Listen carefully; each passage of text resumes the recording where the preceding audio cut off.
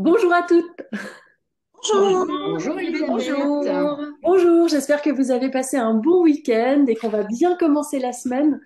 Aujourd'hui, on a un thème super sympa. Merci Catherine Bacuez, notre ambassadrice de Bretagne, de nous offrir cette thématique qui est l'humour. Alors pour commencer, on va commencer par notre tour de beau bien bon habituel. Bonjour Anne-Christine. Voilà, beaucoup C'est ça. d'humour hein, ce matin. On va Voilà. essayer, on va essayer. Ah ouais, on rigole Ouais, ce matin.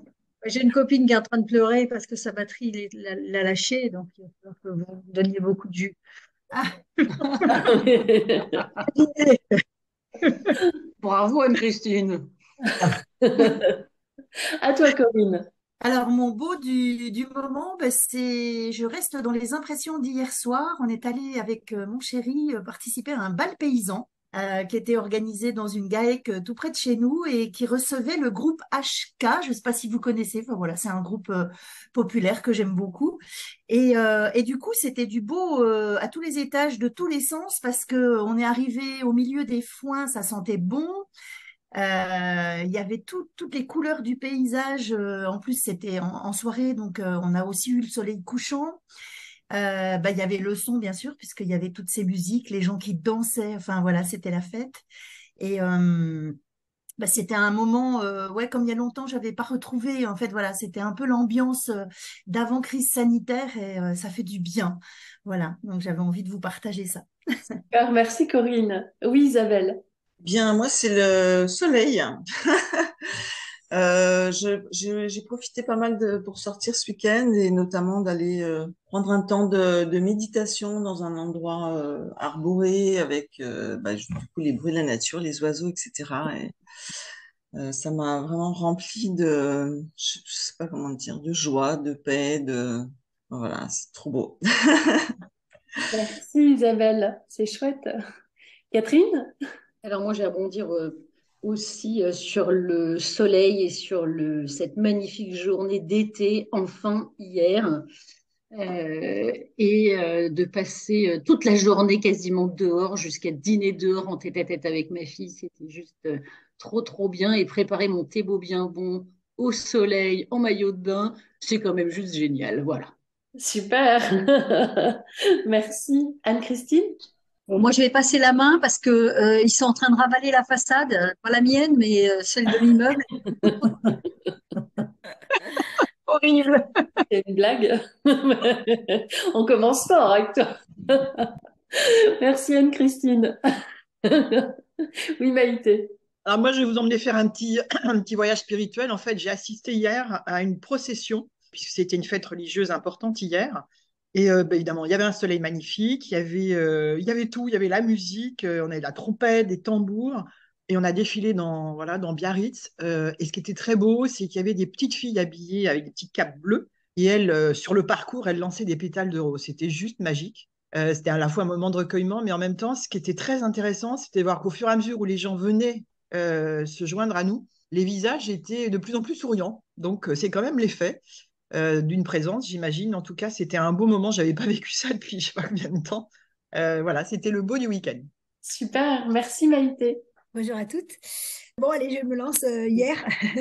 J'ai fait de la voile, parce que je fais de la voile avec mon mari, un petit catamaran de sport, et c'était magnifique. Les conditions étaient hyper belles. La mer était sublime, le temps super, l'air chaud, enfin, toutes les sensations étaient au top. Et on s'est régalé, voilà. Super. Merci Sylvie. Oui, Eve. Oui, alors moi je vais tricher, c'est pas le beau du week-end, c'est le beau du vendredi. Je suis allée en rendez-vous assez loin de chez moi, 3 heures de route, j'avais prévu le pique-nique et je me suis dit bah tant pis, je pique-niquerai un peu, va comme je te pousse, on verra bien. J'allais à Belfort, je suis jamais allée à Belfort. J'ai trouvé un chemin, je me suis mise en forêt, assise dans ma voiture, je mange mon pique-nique, j'ai les deux fenêtres ouvertes, je me suis dit bon bah je vais aussi faire une sieste hein, tant qu'on y est. Donc, avant de reprendre la route, et en fait, je me suis réveillée. Évidemment, comme après une sieste, tu sais pas trop où tu es, tu vois. Bon, j'étais manifestement pas ni dans mon lit, ni dans mon transat chez moi.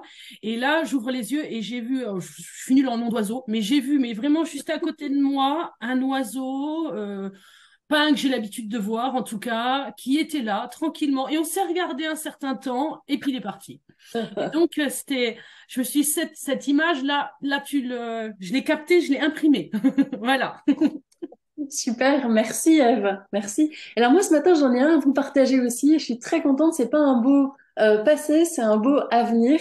Ça fait des années qu'on anime des ateliers dans des résidences seniors, notamment des résidences autonomie. Et là on lance une nouvelle mouture de nos ateliers encéphale. Encéphale ça veut dire entraînement cérébral par les activités de loisirs. Et là on y a ajouté de la psychologie positive.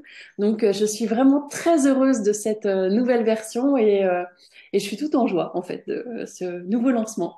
Et je vais passer la main à Catherine aujourd'hui pour une séance sur l'humour. Allez, c'est C'est parti. notre Juste joyeuse coach à paillettes de Bretagne. Oui. Merci Elisabeth. Pourquoi on parle d'humour aujourd'hui? C'est parce que l'humour fait partie des forces de caractère en psychologie qui ont été mises en évidence par Peterson et Seligman. Et moi, j'aime bien associer l'humour au bon, dans le beau, bien bon. Pourquoi? Parce que c'est une force qui permet de relier les gens. On peut avoir soit de l'humour ou on peut être bon public en humour. Et qu'on soit drôle soi-même ou qu'on aime que les autres soient drôles et qu'on en rit, eh bien, ça nous permet d'être en résonance, cette résonance positive qui est si importante pour notre bien-être. Alors ça, c'était une petite blagounette, enfin une petite phrase drôle spéciale femme. Si ça se trouve, Et les on planches à voit, repasser ne sont que des planches de surf qui ont abandonné leurs rêves et ont trouvé un vrai boulot. Ça m'a fait rire, moi, hier. Aujourd'hui, je me suis réveillée, je me suis levée, j'ai levé les bras, bougé les genoux, tourné le cou et tout à fait craque. Conclusion, je ne suis pas vieille, je suis craquante. Merci Catherine. Alors, pour reprendre ce que tu étais en train de dire, Elisabeth, j'ai repris tout simplement la définition. Enfin, je vais vous donner le plan déjà, je vais le faire dans l'ordre. Donc, je vais commencer par vous donner la définition de l'humour selon les forces de caractère. Je vais vous demander ensuite, qu'est-ce que l'humour pour vous? Je vais vous demander de penser à un événement passé dans lequel vous avez utilisé l'humour de manière pertinente pour vous ou pour les autres. Le but du jeu, c'est de mettre un peu de légèreté quand même aujourd'hui, Oui, hein. oui, oui, oui, on est C'est d'accord. pas- On est bien Voilà, hein, d'accord. Oui, j'ai oui, sorti mes oui, lunettes roses à paillettes quand même. Donc, on y va, quoi, hein. Comment booster son humour et quelles autres forces utiliser pour le développer? Et éventuellement, si certaines ont envie, pensez à une situation qui vous bloque et comment, avec l'humour, vous pourriez avancer ou carrément débloquer la situation. Et en parallèle, ce sera peut-être plus facile, dans quel projet ou objectif de vie pourriez-vous vous aider de l'humour pour arriver à vos fins? et moi, je vous ai préparé un petit exercice pour vous aider à développer votre humour. On essaiera d'être drôle ensemble. Waouh!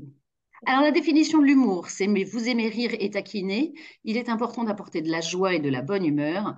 Vous essayez de voir le bon côté de chaque situation. Donc, par rapport à ce que tu disais tout à l'heure, Elisabeth, l'humour fait partie de la vertu de transcendance, qui est la vertu qui regroupe les forces qui sont sources de sens et qui consiste à créer des liens avec le monde. Dans la transcendance, on a aussi la gratitude, l'espoir, la spiritualité et la beauté. Mm. Pour celles qui ne le savent pas, en fait, je présente le Thébo bien bon sur l'humour parce que ça fait vraiment partie de mes forces signatures. Et je pense que je ne suis pas la seule à voir certaines qui sont très, très en forme ce matin et d'autres qui sont peut-être un peu plus discrètes, n'est-ce pas, Corinne, mais qui ont, je pense aussi, dans leur force signature, l'humour. Donc, la première question que j'avais à vous poser, c'est quoi l'humour pour vous? Isabelle rigole déjà. Bonjour Stéphanie, J'allais lever la main, mais en fait, j'ai levé la main en vrai. j'ai vu.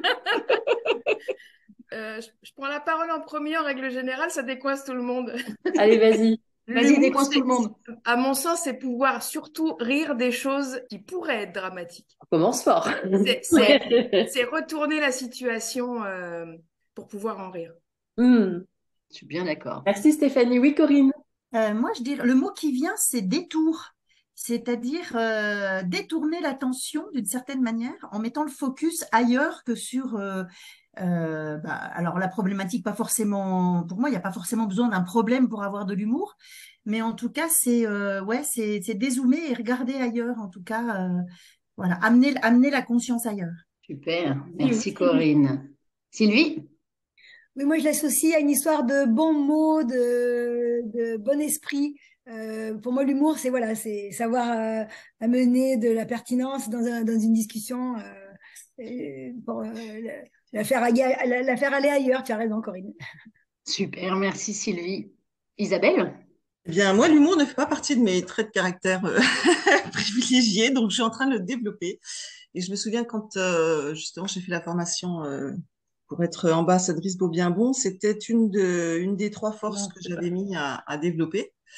Et donc, pour moi, enfin, oui, ce que ça m'apporte le plus là en la développant, c'est vraiment d'arriver à poser mon regard ailleurs que là où ça va pas. Et donc, justement, amener de la légèreté et prendre conscience que, bon, oui, là, il y a un problème, il y a une difficulté, il y a peut-être un ressenti difficile, etc. Mais que si je tourne mon regard ailleurs, je peux quand même rire, enfin continuer à me sentir bien, à être heureuse, à profiter de la vie. Donc c'est effectivement en la développant, c'est rendre la vie plus belle, quoi. Merci Isabelle. Il y a Sarah dans le chat qui nous met que c'est la légèreté pour elle, l'humour. Oui, Elisabeth? Oui, alors l'humour, j'admire. J'ai pas l'impression d'être spécialement drôle moi-même. En revanche, je suis plutôt bon public et j'aime beaucoup ces petits mots pertinents. Je trouve que l'humour apporte beaucoup de joie. Si je suis pas drôle, je pense être joyeuse. Et donc, ça me plaît énormément parce que ça nourrit ma joie. Tu nous as pourtant bien fait rire ce matin au réveil. Des fois, j'essaye d'être Avec drôle. ton Je dis pas que j'y arrive. quotidien. J'essaye. Je m'entraîne. Merci Elisabeth. Maïté? Ça va résonner avec ce qui a déjà été dit. En tout cas, pour moi, il y a un je ne sais quoi, un petit je ne sais quoi d'audace, de légèreté, qui peut aller jusqu'à un petit je ne sais quoi de folie. Et je pense qu'il y a surtout un jeu, avec un jeu de mots souvent. L'humour, c'est une façon de détourner aussi les mots pour les remettre dans un autre sens qui apporte de la joie. Donc pour moi, c'est un petit peu tout ça. Ouais. Ouais, c'est vrai. Merci Maïté. Coucou Emmanuel. Coucou. Oui, moi je voulais dire que pour moi l'humour c'est très utile. Enfin, j'adore ça, ça fait du bien. Et pour moi c'est de la communication déjà. Donc c'est ça déjà c'est fort pour moi la communication. Et il y a de la légèreté, mais il y a aussi de l'authenticité et un peu enfin enlever le côté sérieux, principe, tout ça et plus de l'échange. Un peu comme quand on était enfant, quoi, plus naturel, plus authentique. Et justement, dans les ateliers seniors, c'est vrai que ça aide beaucoup à, à passer le cap quand ils ont quelques freins, justement à parler de leur qualité. Moi, j'avais voulu leur faire parler de leur qualité avec l'arbre il y a 2 semaines et c'était très compliqué. Et avec l'humour, ça a été génial. Et il y a une résidente qui m'avait beaucoup aidée et qui avait fait de l'humour et ça avait débloqué tout le monde. Hein. Vraiment, c'est un super outil. Ouais, super, merci Emmanuel. Ève? Alors moi, je dirais que c'est une forme d'intelligence et une capacité à prendre de la hauteur. Et c'est des fois plus facile. Par exemple, j'arrive facilement à avoir de l'humour avec mon père, à le chambrer, etc. Mais pour faire de l'autodérision, c'est tout de suite beaucoup plus compliqué, tu vois, en étant toute objective. J'ai aussi du mal avec l'autodérision envers ma fille, tu vois. J'ai remarqué notamment dernièrement. Mon père, il a des traits de caractère tellement gros que s'en moquer, c'est évident. Ça me paraît tout de suite beaucoup moins. J'ai quand même l'intelligence de voir que c'est plus difficile quand ça me concerne ou quand ça concerne ma progéniture. Et je trouve aussi qu'effectivement, ça peut être un bon mode de communication. Et j'ai remarqué que quand c'est noué, la communication, ou quand elle est complexe, ben, l'accès à l'humour est tout de suite beaucoup plus compliqué que quand on est sur un sujet léger. Voilà. Donc, un de mes axes, c'est ça, c'est l'autodérision et amener peut-être de la légèreté dans mes axes de communication compliqués du moment. Merci, Ève. Merci Ève. Il y a Anne-Christine dans le chat qui met rire, décalage et recul pour moi grâce à l'humour, spontanéité aussi. Et elle pose une question, moquerie et humour, est-ce semblable? Ah non. Ah non. Ah non. Non, non, justement, ouais. C'est vraiment... Ah, ça, c'est une vraie question. Effectivement, ce serait intéressant de l'aborder. Oui, Sylvie. Ouais. Ça a été déjà abordé. C'était l'autodérision. Je réalisais en fait que j'aime beaucoup faire de l'humour avec les gens, mais comme justement je ne veux pas tomber dans la critique, je trouve ça pas très intéressant. J'ai tendance à moi-même me mettre, me fustiger moi-même pour faire rire les autres. Et donc je trouve que l'autodérision est souvent une source d'humour pour moi. Voilà. Et en effet, je rebondis sur les autres mots. Donc, il y a le côté folie. Voilà, j'aime bien justement utiliser la folie chez les autres ou chez moi. Je trouve que c'est un truc sympa quand on veut faire rire les autres. Et le côté enfantin est souvent utilisé, je trouve, dans l'humour également. Donc, ces ressources, la folie, le côté retour au trait caractère de l'enfance, voilà, et l'autodérision. Voilà. Merci Sylvie. Evelyne? Oui, alors moi, ok, j'adhère à tout ce que vous avez dit, je vais pas le répéter. Non, pour moi, il y a ça aussi. Dans l'humour, il y a une part d'effronterie. Je dirais que dans certains contextes, l'humour nous permet une certaine désobéissance civile par rapport à certaines autorités, que ce soit des parents, des patrons, peu importe. Cette effronterie-là, c'est un peu pour moi une façon de désobéir qui est très élégante, on va dire. C'est vrai, c'est tellement vrai, Evelyne. Merci. Corinne? Oui, moi je voulais juste donner une réponse qui est la mienne à Anne-Christine. Pour moi, l'humour, c'est rire avec l'autre, alors que la moquerie, c'est rire de l'autre. Mais cela dit, on peut utiliser la moquerie dans l'humour, c'est-à-dire qu'on peut rire de l'autre avec l'autre. Oui, ou rire de soi avec soi. Voilà, exactement. Et rajouter aussi à mon propos de tout à l'heure que pour moi, l'humour, effectivement, c'est un levier de communication parce que du coup, il met en œuvre tout de suite cet outil qui m'est propre et cher, qui est le rire. Et ça va déclencher le rire, effectivement, de l'autre ou le rire collectif. Et c'est pour ça que c'est aussi puissant et que ça fait tomber les armes parce que une fois que le rire est enclenché, ben, il y a nos fameux neurotransmetteurs de la dose qui vont s'installer quasiment instantanément. Et voilà, et c'est pour ça que c'est aussi rapide et puissant, en fait. Merci Corinne. Oui, Elisabeth? Oui, je voulais rebondir effectivement sur l'idée de moquerie et de rire. C'est vrai que c'est pas du tout la même chose et je vais même dire qu'au début, ça m'a freinée. Peut-être que j'ai pas développé mon humour aussi pour ça parce que à l'école, je voyais des enfants se moquer et quand on voit des gens se moquer en utilisant le rire, alors on veut pas l'utiliser soi-même parce qu'on veut pas voir l'autre avoir mal. Et je pense que ça a été aussi un des freins que j'ai eu à l'utilisation du rire.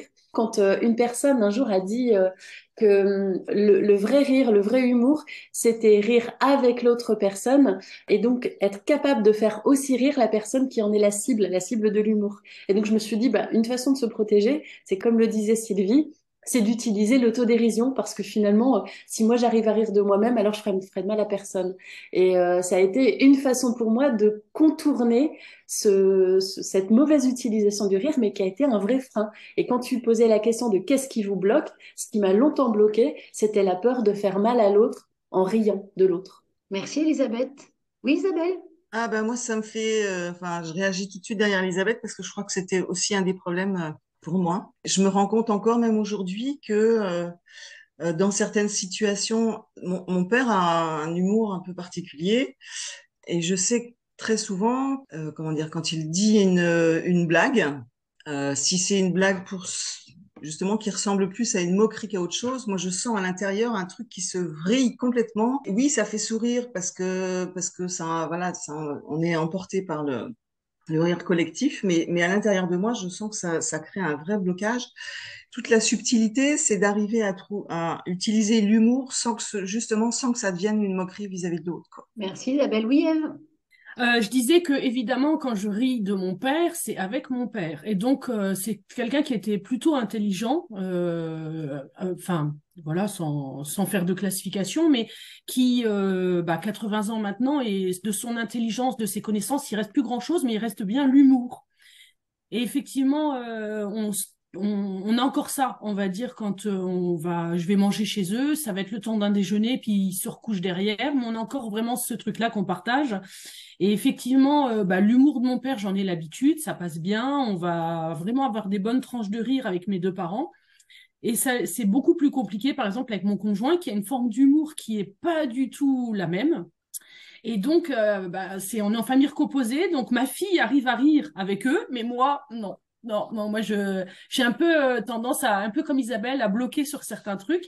Et c'est là où mon mari me dit, mais va dans l'autodérision, etc. Et je pense qu'il a raison, mais je pense qu'il me picote là où j'ai pas envie, ou il va picoter ma fille et je le prends mal. Et c'est là où j'ai un petit peu de mal. Et c'est vrai que il est beaucoup plus doté d'autodérision que moi. Et j'ai du mal des fois à voir la bienveillance de son autodérision. Voilà, c'est un peu ça. C'est-à-dire que lui, je pense pas que ce soit forcément malveillant, mais comme son humour peut être un petit peu frontal, je sais pas comment dire ça, mais c'est vrai que j'ai parfois du mal avec ça. Voilà. Finalement, si ça fait rire les autres, c'est que ça pourrait me faire rire aussi, mais j'ai du mal à y accéder. Merci, Eve. Merci, Eve. Stéphanie?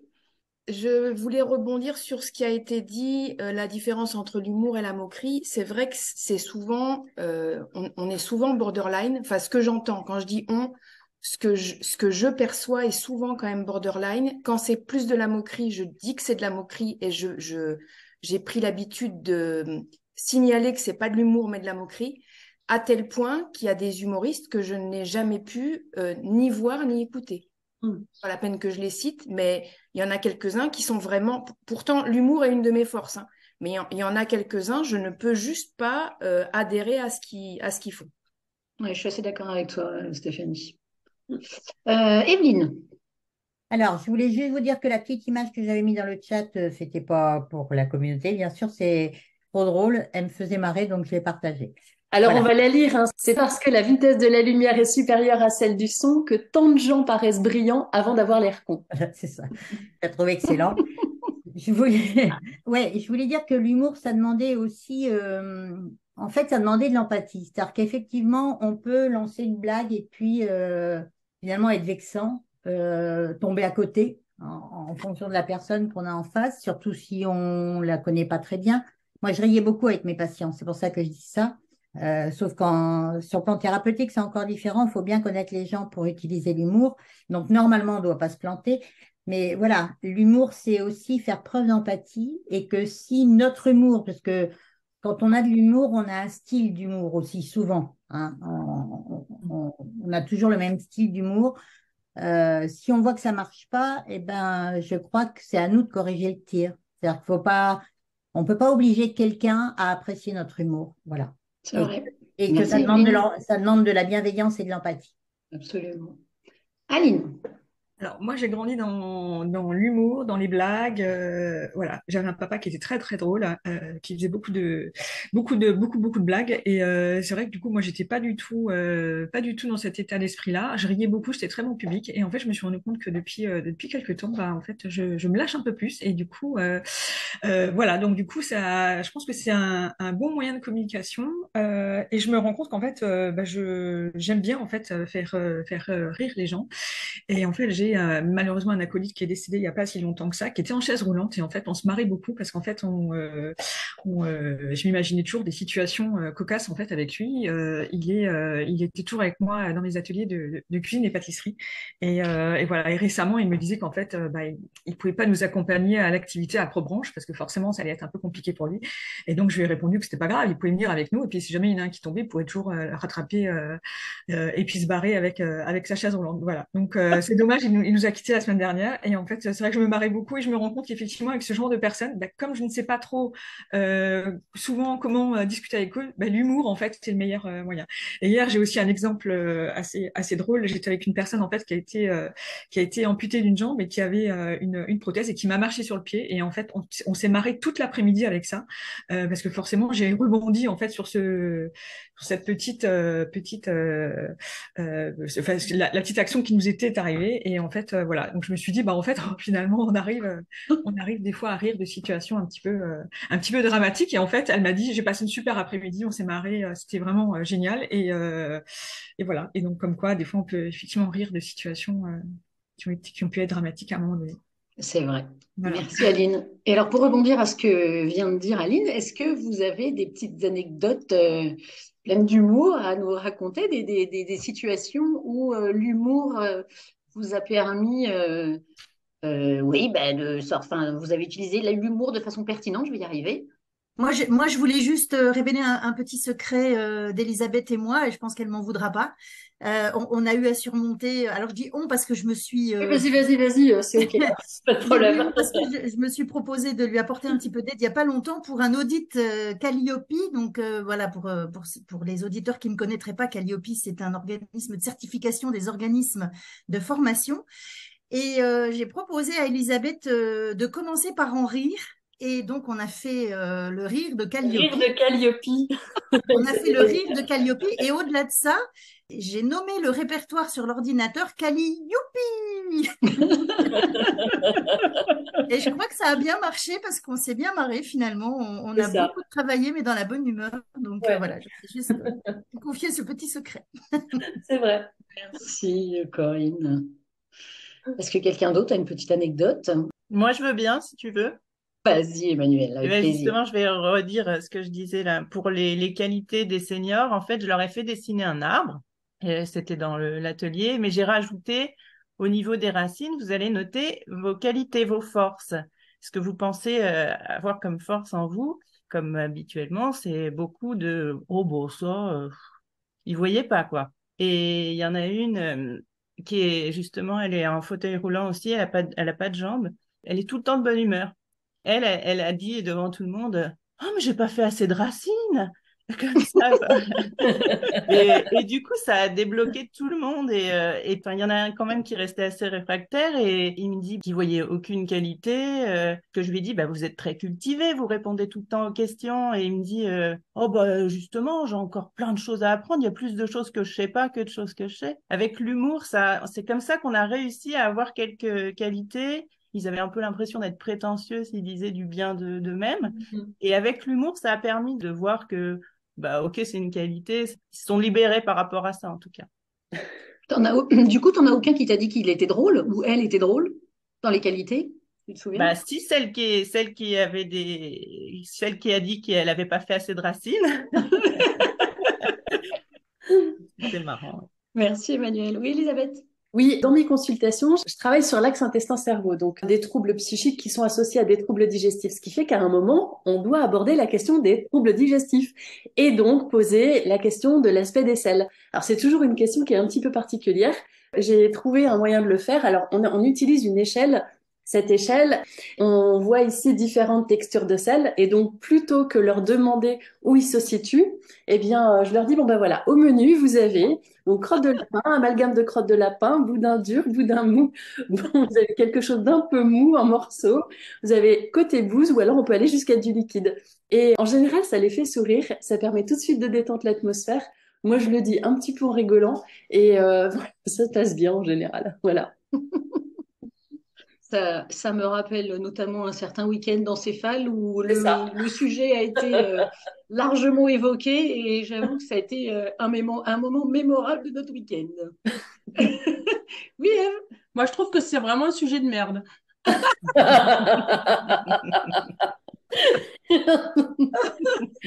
Excellent. Violine? Oui, mais j'ai pas vu les selles de wombat dans ton tableau. Ah merde. Pardon.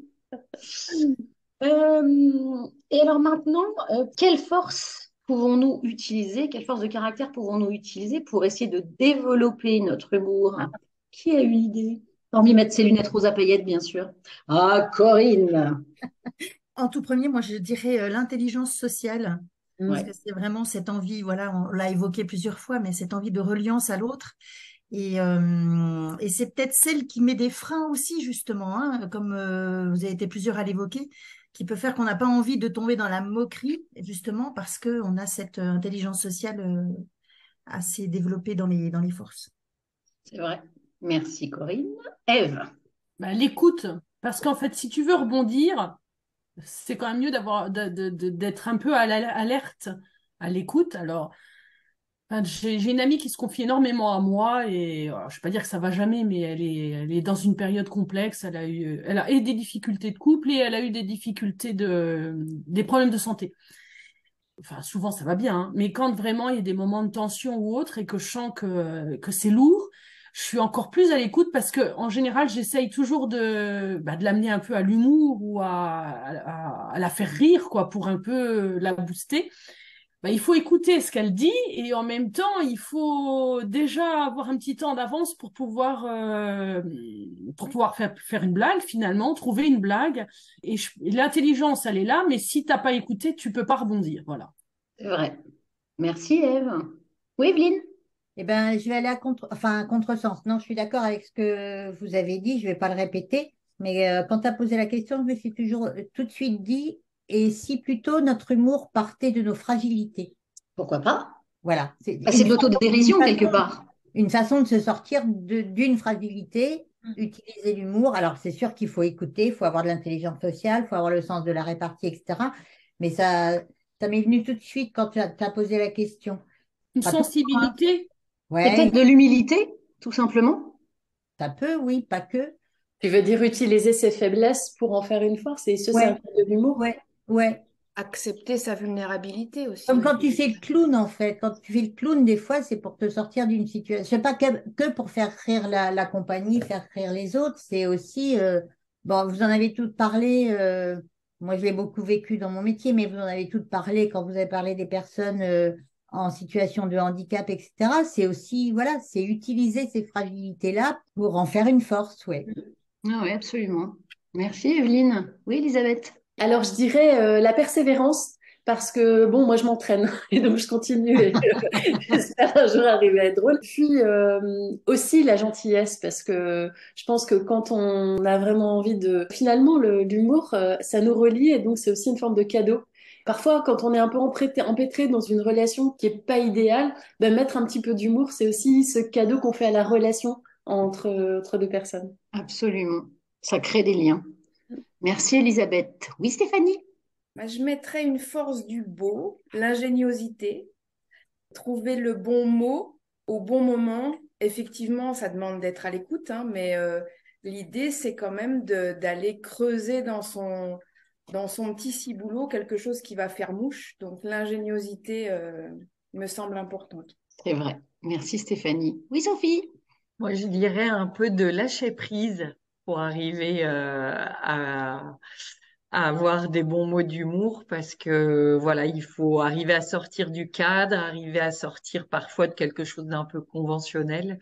Mais ouais, je trouve qu'il faut de la légèreté et du lâcher prise. Absolument. Merci, Sophie. Oui, Emmanuel.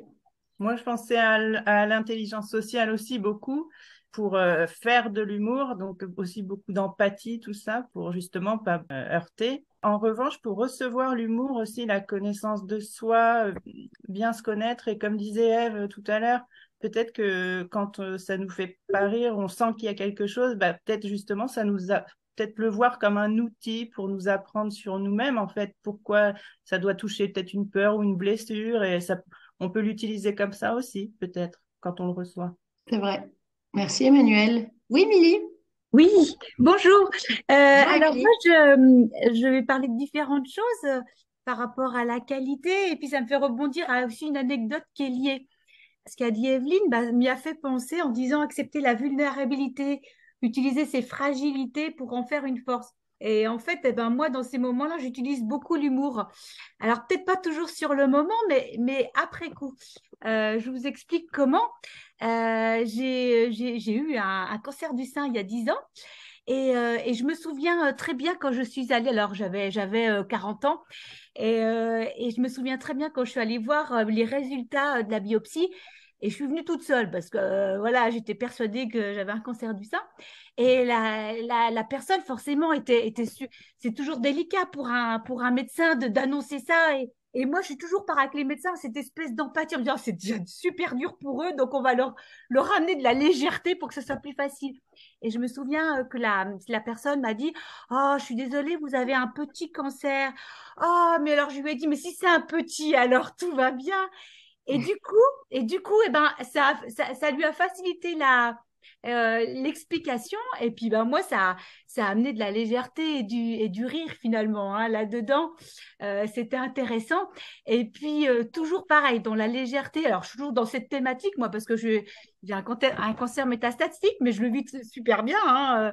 Je suis avec tous les jours. Donc, pour moi, il y a pas, je suis à l'aise avec ça.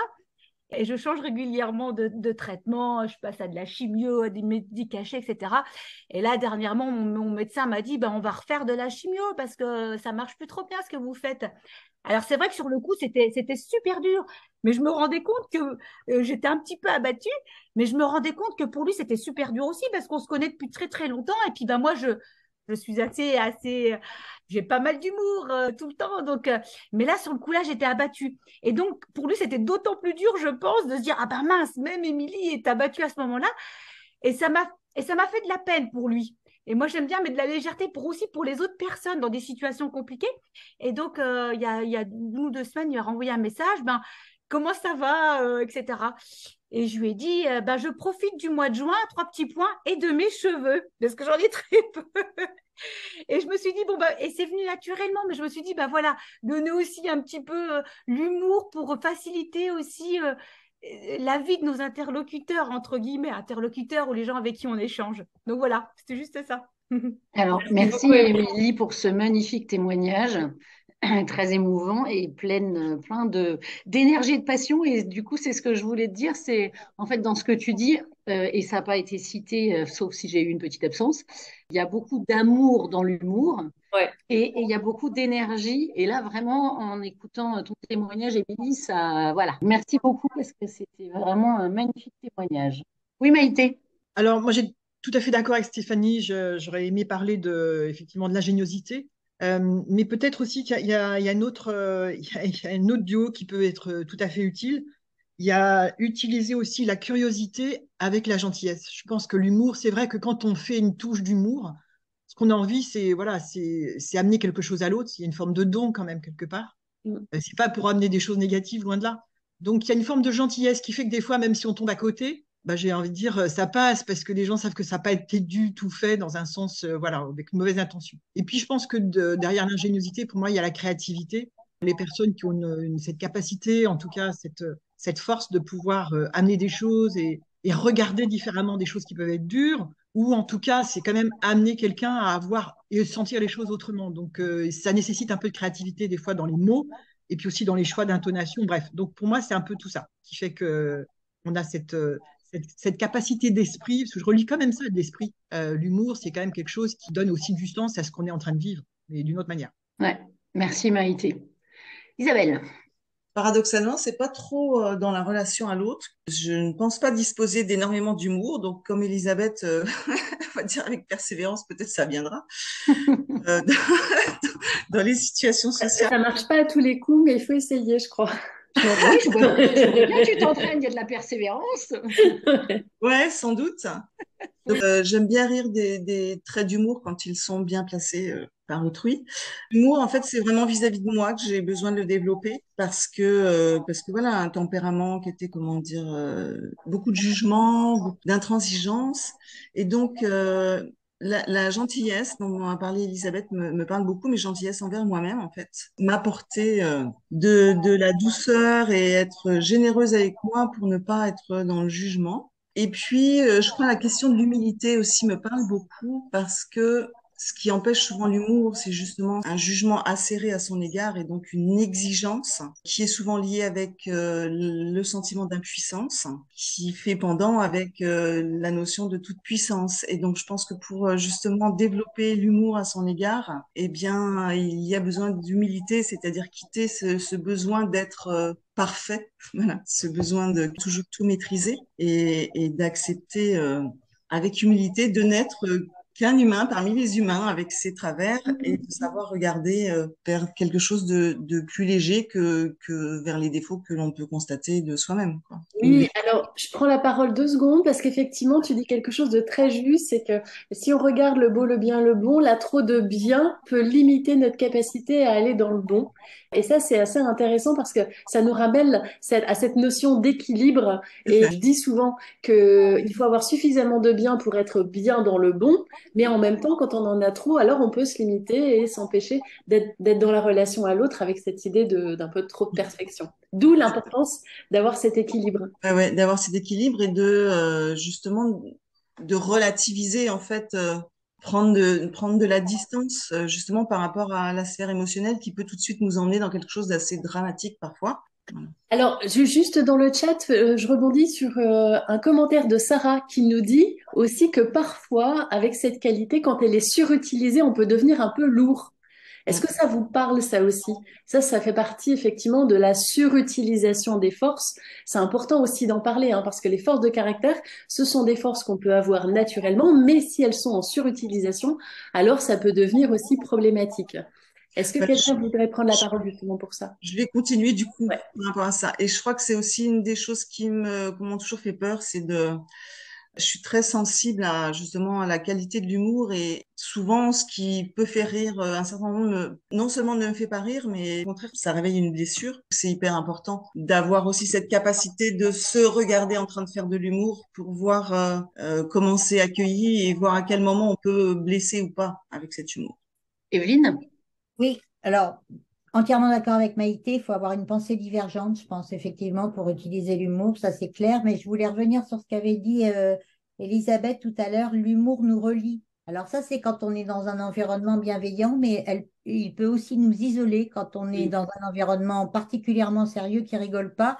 Et du coup, je trouvais pas le mot, mais c'est Catherine qui l'a dit, on peut se trouver dans un environnement où il n'y a pas d'amour du tout, et du coup, si nous, on a de l'humour, ça va plutôt nous isoler que nous relier aux autres, parce qu'on sera à côté de la plaque. Juste pour rebondir aussi sur ce qu'a dit Isa, là, juste en dernier, alors c'est facile à dire, hein, mais je crois que justement, c'est systémique. Pour utiliser l'humour, il faut aussi se détacher du regard des autres, qui est quasiment impossible dans nos sociétés. Mais quand on utilise l'humour de façon récurrente et que ça devient presque un réflexe, qu'on a de la répartie, et ben à ce moment-là précis, on se fout complètement du regard des autres. Et c'est ça qui nous permet aussi d'avoir de l'humour. Faire le clown, avoir de l'humour, c'est ne pas s'occuper de savoir ce qu'on va penser de nous parce qu'on aura sorti une bonne blague. C'est vrai. Merci Evelyne. Aline? Alors moi je rebondis un peu sur ce qu'a dit Émilie et puis Evelyne aussi. Alors moi j'avais tendance effectivement à avoir un humour un petit peu lourd quand j'emmenais en fait mon fils chez le dentiste parce qu'il fallait que je trouve un moyen de lui faire accepter la situation. Et donc du coup je rajoute la force du bon qui est la gratitude. C'était pour dire aussi merci à ce dentiste de bien vouloir faire les nécessaires pour qu'il n'ait pas mal et que ça me facilite après la tâche quand on repartait. J'en faisais des caisses en lui disant bah écoute imagine ce pauvre dentiste toute la journée il voit des gens arriver avec des bouches pleines de dents, pleines de caries. T'imagines, c'est pas du tout rigolo. Il se lève le matin en se disant, oh punaise, ça va être pénible. Bah, mon fils, en fait, dédramatisait complètement sa séance parce qu'il disait, bah oui, le pauvre, moi je suis dans une situation qui est beaucoup plus confortable que lui finalement, parce que moi je viens de me faire soigner, après je vais être soulagée. Par contre, lui, toute la journée, ça va être pénible pour lui.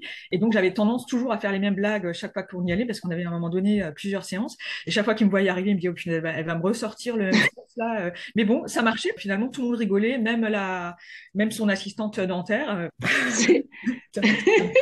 Merci Aline. Excusez-moi, mais du coup, ça me fait penser à l'anecdote d'Elisabeth tout à l'heure et je suis en train de me dire, vie de merde. Oui, Elisabeth, tu voulais dire quelque chose? Non, j'étais en train de rigoler parce que j'imaginais des gens, mais arriver simplement des têtes pleines de dents. Et donc, je me suis dit, c'est drôle, c'est sûr. Si le dentiste ne voit arriver que des têtes pleines de dents, oui. Oui, Evelyne. Non, je voulais juste te dire que pour rassurer Aline, il fallait aussi évaluer le bénéfice-risque, c'est-à-dire qu'entre le malaise d'un dentiste qu'on a marre d'entendre toujours les mêmes blagues et le confort d'un enfant qui a la trouille, le bénéfice-risque, il est vite calculé, donc c'est pas grave, tant pis pour le dentiste, il est grand, il va se débrouiller.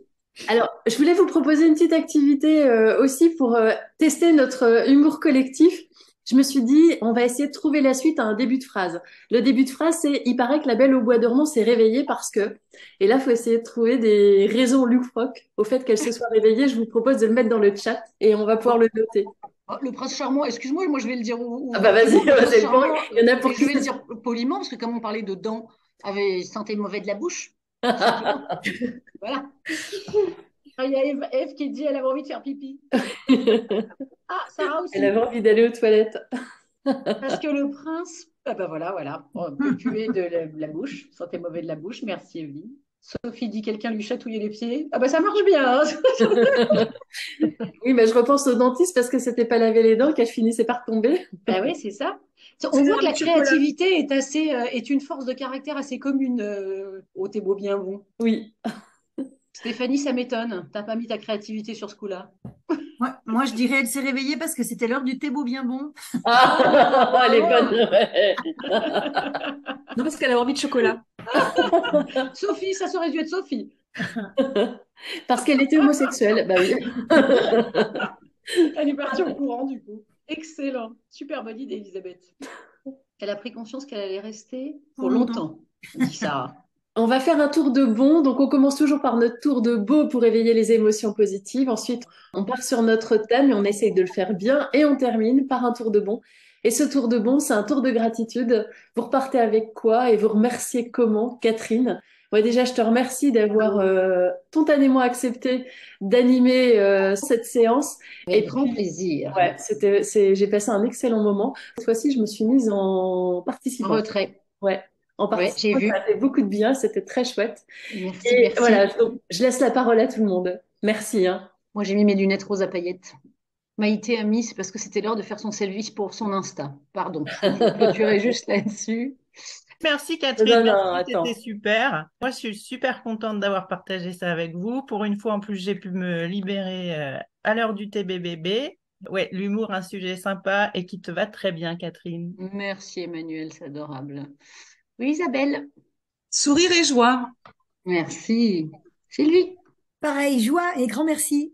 Merci à toi, Sylvie. Oui, Ève. Merci, un super carburant pour la semaine. C'est vrai, merci. Aline. Moi, je vais terminer par une citation qui est celle de Charlie Chaplin qui dit qu'une journée sans rire est une journée perdue. Ah, je suis tellement d'accord avec cette citation. Je kiffe. Merci, Aline. Oui, Sophie. Je dirais légèreté et chaud doudou. Ouais. Merci pour ce partage. Merci à toi, Sophie. Corinne. Moi, je vais dire zygomatique parce que même si les miens ont l'habitude de travailler, là, j'ai vraiment la banane. Donc, et puis respiration aussi. Voilà, ça m'a amené beaucoup d'oxygène ce matin. Donc, merci, gratitude à Catherine, à Elisabeth et à toutes aussi. Les participants. Gratitude à toi, Corinne. Evelyne. Oui, moi je voulais dire merci pour ce partage et je pensais enfin un carburant qui n'est pas trop cher. Très bon. Merci, Evelyne, excellent. Maïté. J'étais juste en train de dire gratuité, mais ça fait écho, encore une fois, à ce qui vient d'être dit. Ça fait du bien, c'est beau et c'est gratuit. Donc, merci pour ce moment, pour démarrer la semaine. C'est à consommer sans modération, c'est ça que tu veux dire, Maïté? Exactement. Merci à toi. Stéphanie. Merci Catherine pour cette énergie à paillettes qui va m'accompagner toute la semaine. Ah bah écoute, merci à toi d'être venue. Oui, Elisabeth. Oui, j'ai envie de te dire que tu as nourri ma joie. Un grand merci. Je pars pleine de paillettes pour la semaine. Un grand merci à toi. Merci Elisabeth, merci de me l'avoir proposé. Et un grand merci à vous tous. Moi aussi, je repars avec une énergie dingue, des paillettes, pas que sur mes lunettes, plein la tête. Et je vous souhaite à toute une super belle semaine pleine d'humour. Merci Catherine. Merci. Belle et bien bonne semaine à toutes. Bonne semaine. Au revoir. Au revoir.